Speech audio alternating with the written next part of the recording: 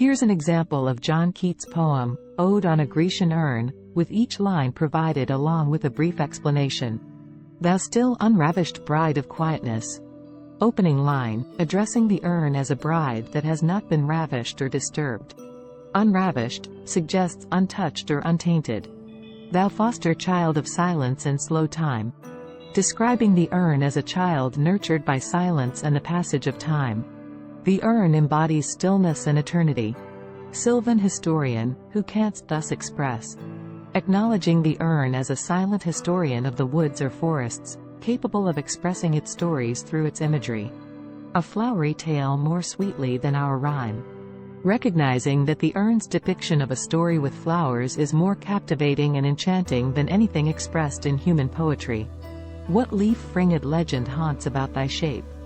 Wondering about the legend or story that is depicted by the leaves around the urn's shape. Of deities or mortals, or of both. Speculating whether the figures on the urn represent gods, humans, or a combination of both. In Tempe or the Dales of Arcady. Questioning whether the scene depicted on the urn is from the Greek valleys of Tempe or Arcady, which are associated with idyllic and romantic landscapes.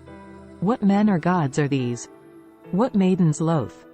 Contemplating the identities of the figures portrayed on the urn, whether they are humans or divine beings, and the expressions on the maidens' faces. What mad pursuit? What struggle to escape?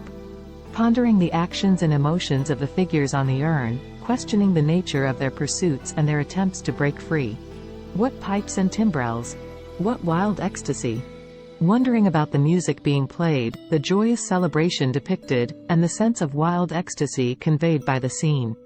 Heard melodies are sweet, but those unheard.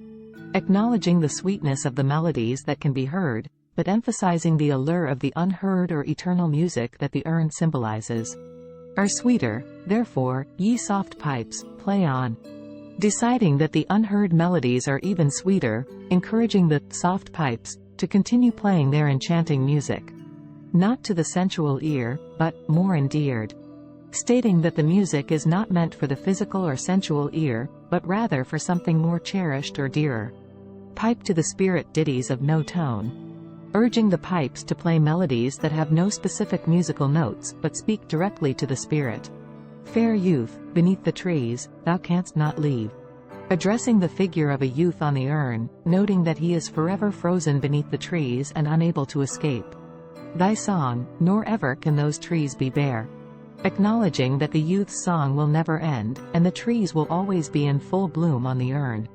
Bold lover, never, never canst thou kiss. Referring to the figure of a lover on the urn, highlighting that he can never kiss his beloved on the urn, frozen in perpetual longing. Though winning near the goal, yet, do not grieve. Although the lover is close to reaching his goal of kissing his beloved, the reader is advised not to feel sorrow. She cannot fade, though thou hast not thy bliss. The beloved will never fade away on the urn, even though the lover will never experience the joy of fulfillment. Forever wilt thou love, and she be fair. The lover's love will last forever, and